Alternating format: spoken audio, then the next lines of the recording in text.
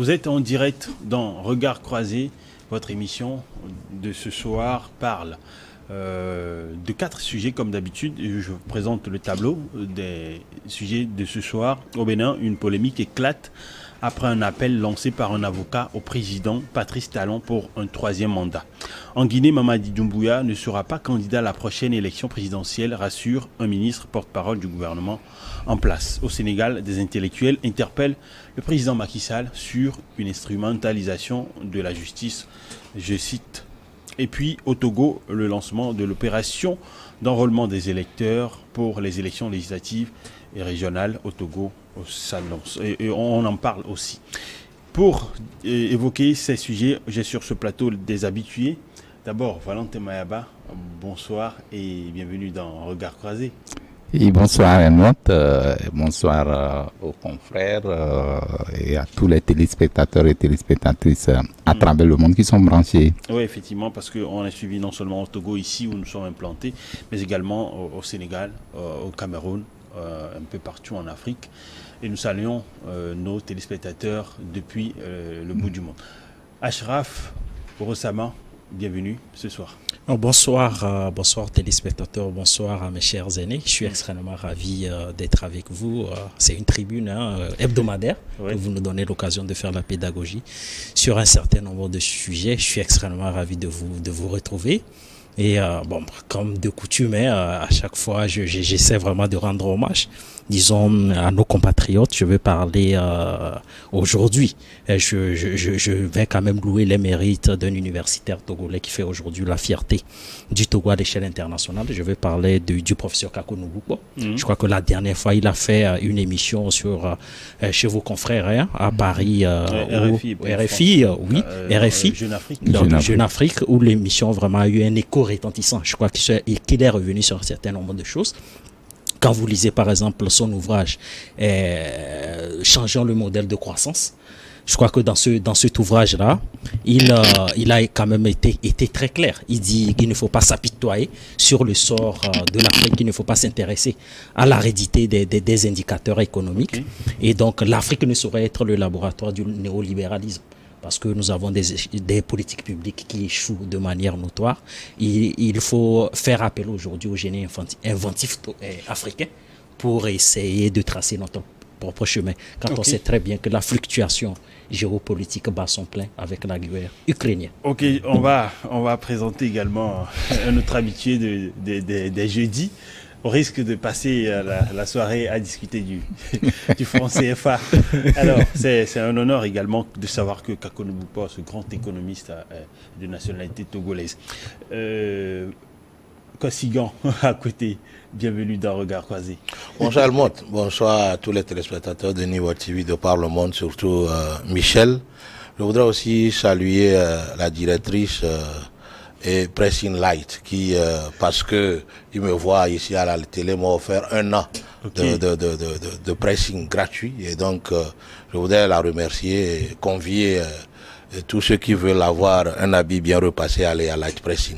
Ça se situe sur la route d'Aneho à Agbavi. Vous devez à Niwod. Non, je ne dois pas à Niwod parce que c'est à cause de Niwod. Pressing Light m'a offert alors de me blanchir les habits une toute sorte une année. De reconnaissance. Alors une sorte de reconnaissance, je me dois au moins de le dire ici pour que et la directrice et son personnel soient au courant que je l'ai publié. Et donc, tous ceux qui veulent blanchir leurs habits, ils n'ont qu'à aller chez eux. Je ne vais pas te donner l'opportunité de te là-dessus. Alors, Jacques Migan, ancien bâtonnier et cadre du parti Bloc républicain de la coalition au pouvoir au Bénin, invite le président béninois Patrice Talon à continuer sa mission à la tête du pays. Un appel pour un 3e mandat qui crée de la polémique. Je vous redonne la parole, monsieur. Oui, je crois que Jacques Bigan fait une bourde parce que ça ne valait pas la peine. Le Bénin est une démocratie qui a commencé, comment on l'appelle depuis les conférences nationales. Non, depuis la conférence nationale de 1990. Oui. L'alternance est une réalité au Bénin, donc les règles ne doivent pas changer à partir de Patrice Talon. Heureusement que à plusieurs reprises, Patrice Talon même l'a dit, l'a redit, et je crois dans un discours Au lieu de dire deuxième mandat, il a dit non, mon second mandat, et pour dire aux gens, je pars. Et puis, vous allez constater, il dit toujours que la fonction du président de la fonction du président de la République n'est pas éternelle. Il vaut mieux venir faire ta part, et puis tu pars, et puis la dynamique continue. Il a toujours dit que ses prédécesseurs ont déjà marqué le pas, et donc il ne fera que suivre. Même notre compatriote, le médecin, là, comment on l'appelle, l'élancé, qui est de la société civile, maître Dossé, je crois, docteur Dossé. Non, pas Agneron. Non. Oui, a fait une conférence avec les OSC au Bénin, où ils ont remis même la clé de départ à Patrice Talon. Patrice Talon a pris la clé et a dit que pour le Bénin, il rassure les uns et les autres que quand son mandat va finir, il va partir et passer le témoin. Et qu'il gardera cette clé pour donner à son successeur afin que, au bout de ces 2 mandats, il puisse aussi alors rendre la clé à celui qui va le suivre. Donc je crois que Jacques Migan a fait une mauvaise sortie. Il doit reconnaître ça et présenter peut-être sa meilleure coupa au peuple béninois. Alors, parce que vous savez, tout le monde sait ce qu'engendre aujourd'hui un 3e mandat. Un 3e mandat engendre toujours des problèmes. Et puis, nul n'a peut-être la science infuse de bien gouverner. C'est vrai que quelqu'un peut venir impacter positivement la population, mais il y en a quelqu'un d'autre qui a peut-être quelque chose que celui-ci n'a pas. Donc, quoi que Patrice Talon fasse de bien aujourd'hui, il y a un autre Béninois qui peut venir faire alors, qui peut venir exceller dans un autre domaine. Ou pire, ou pire aussi. Voilà. Mais la démocratie veut que l'alternance soit au niveau, à la tête de l'État. Au bout de 2 mandats, je crois qu'il vaut mieux respecter la Constitution. Une fois que vous avez fini les 2 mandats, céder la place à un autre. Cela, il va dans l'intérêt général de la nation, pour la paix, l'union et tout. Alors, et ça permet même aux partis politiques d'animer la vie de la nation et de trouver alors celui qu'il faut pour changer, celui qui vient de finir son mandat à la tête du pays. Voilà. Alors, Valentin, vous pensez également que Talon ne devrait pas réinventer la roue au Bénin? Non, vous savez, dès l'avènement de Talon à la tête du Bénin, les gens l'ont cru, l'ont victimisé. Les gens pensaient que c'est un président qui est venu avec des méthodes fortes. Effectivement, nous l'avons vu, Talon est venu changer le Bénin. Quoi qu'on dise aujourd'hui, le Bénin, d'après 2015, aujourd'hui n'est plus le Bénin d'aujourd'hui. Si vous rentrez à Cotonou aujourd'hui, vous n'allez pas reconnaître les voix. Mais quelle méthode a-t-il adoptée? C'est justement de cette question qu'il faut poser. Il a changé le Bénin considérablement parce qu'il a cette volonté et il est venu avec un programme qui peut justement sier aux Béninois. Mais vous savez, aucune réforme ne peut arriver sans heurts, sans mécontentement, sans casse, tout ce que vous connaissez. Mais aujourd'hui, c'est après 3-4 ans que les gens sont en train de voir les retombées de cette politique que le Patrice Talon est en train d'amener, d'apporter au Bénin. Et les gens les citent en exemple parce que si aujourd'hui le Bénin à côté peut servir d'exemple d'autres pays, cela voudrait dire que celui qui est à la tête de ce pays-là a cette volonté d'amener les Béninois vers le bon port. Et souvenez-vous, tel qu'il a réagi, à côté l'a dit tantôt, je suis d'accord que ça se passe partout. Quand un président à la veille des élections ou peut-être qu'à l'approche des élections, il y a des proches du président ou peut-être du parti qui s'agitent autour d'une candidature prochaine, même si les textes ne le permettent pas. Que dit la Constitution béninoise aujourd'hui? On n'a pas, à mon avis, aujourd'hui, la possibilité n'est pas donnée à Patrice Talon d'y se présenter. Alors, avec cette méthode-là, si les gens s'activent derrière pour dire que non, il faut qu'ils reviennent, et ailleurs, on garde le mythisme pour dire qu'on en parlera tantôt par rapport au Sénégal, ou dit non, qu'aujourd'hui, j'ai la possibilité d'aller parce que voilà, sur le plan juridique, tout y est pour que j'y aille, alors que, méprisant les conséquences fâcheuses que cela peut apporter après que qu'on ait pu modifier, apporter des modifications pour pouvoir se représenter. Aujourd'hui, je crois que c'est une pandémie. Il va falloir que ceux qui sont à la tête de ces pays-là ou des différents pays puissent penser que modifier une constitution, c'est vrai que la constitution n'est pas toute faite. Elle peut être modifiée selon les contextes, selon l'environnement et selon ce que nous appelons et comment l'appelle-t-on, les événements qui puissent arriver. Donc ici, je pense que Patrice Talon n'a pas cette envie de mettre le Bénin à feu, parce que vous êtes sans savoir qu'il a commencé depuis longtemps à dire donc qu'il est à la tête du pays pour apporter un certain nombre de choses. Mais après lui aussi, il y a une génération qui est là. Mais ces détracteurs, c'est qu'il est venu, qu'il a succédé, pensaient que Patrice Talon avait une méthode d'acharnement contre les pouvoirs publics ou contre les politiques. Aujourd'hui, c'est vrai, sur le plan politique, il y a des couacs ou des écarts.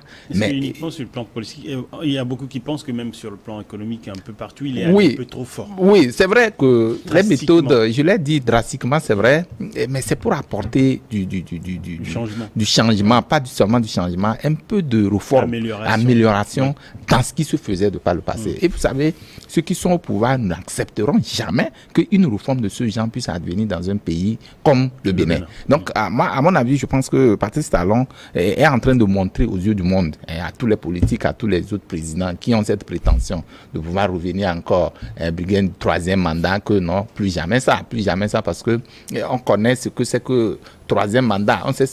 Pas troisième mandat, on connaît ce que c'est que la modification constitutionnelle. Les gens disent j'appelle au référendum. Alors, vous connaissez les élections dans nos États. Et également, c'est un autre aspect de la chose, il faut développer. Donc, moi, je pense qu'il faut amener nos textes à s'adapter aux réalités qui s'imposent à nous. Et dans ce cas de figure, Patrice Talon est en train de montrer un bel exemple. Je pense que cet exemple doit servir au cours de cette année, ceux qui sont appelés encore à aller aux élections, et que modifier une constitution taillée sur mesure d'ailleurs, pour qu'on puisse s'éterniser, pas s'éterniser, pour pouvoir profiter ou avoir des avantages liés à la gouvernance. Je pense que ça ne peut pas apporter quand même du bien, ça ne peut pas faire du bien au peuple, mais il faut penser au bien-être de la population pour que la gouvernance, après toi, que le pays puisse quand même dire qu'au-delà de tout, nous avons eu quelqu'un qui est cité en exemple, comme Patrice Talon. Alors Achraf, en tant que juriste, je vais poser cette question. C'est vrai que la constitution béninoise a été modifiée en 2019 et que je vais pas lire l'article 42, mais je voudrais commenter cela en résumé en disant que nul n'a le droit de pouvoir briguer en troisième mandat. Oui. Et même avec la configuration de l'Assemblée nationale, les 109 députés de l'Assemblée nationale béninoise, aujourd'hui, ça ne permet pas de pouvoir lancer une modification de cette loi constitutionnelle. Et comment est-ce qu'on pourrait imaginer un tel scénario alors qu'on sait que les conditions ne sont pas favorables? Pourquoi c'est vrai qu'il essaie de revenir sur ses propos en disant que quand il va dans les villages, les quartiers, une partie de la population appelle à ce Non, c'est pas Talon qui le dit. Non, c'est pas Talon, je parle d'avocat. Mais comment est-ce qu'on peut imaginer un tel scénario alors que les conditions ne sont pas réunies? Non, même si toutes les conditions ne sont pas réunies, la révision constitutionnelle obéit à un certain nombre de choses. Et donc, du coup, au fait, pour commencer, je suis quand même déçu de savoir que c'est un ancien bâtonnier qui tient de tels propos. Parce que, vous savez, dans notre environnement, on a toujours formulé des récriminations à l'encontre des juristes dans les pays africains en disant qu'ils sont à l'origine, souvent, des coups d'État constitutionnels. Et donc, du coup, le bâtonnier a montré un très mauvais exemple. Donc, cela atteste les récriminations que les gens formulent à l'encontre des journalistes. En partie. En partie, oui. À l'encontre des juristes. Étant juriste, je suis quand même mieux placé pour le dire. Donc, je suis très gêné de savoir. Donc, pour revenir à l'état des choses, c'est que, oui, vous savez, il y a des gens qui continuent de croire aux hommes charismatiques, des gens qui ont la science infuse de la gestion de l'État. Et donc, du coup, Et tous les arguments qu'on brandit quand il dit qu'il traverse tout le pays, il y a un certain nombre de Béninois, même dans leur majorité, qui demandent à M. Patrice Talon de terminer sa mission. Et donc, du coup, une sorte de divinisation du pouvoir. Et donc, Patrice Talon est doté d'une mission divine et qui doit aller au-delà. Moi, je trouve totalement, disons, sa sortie totalement irresponsable. Je suis désolé. C'est-à-dire, ce sont des gens qui ont un mépris contre la légalité constitutionnelle. Parce que la légalité constitutionnelle doit être au-dessus de tout.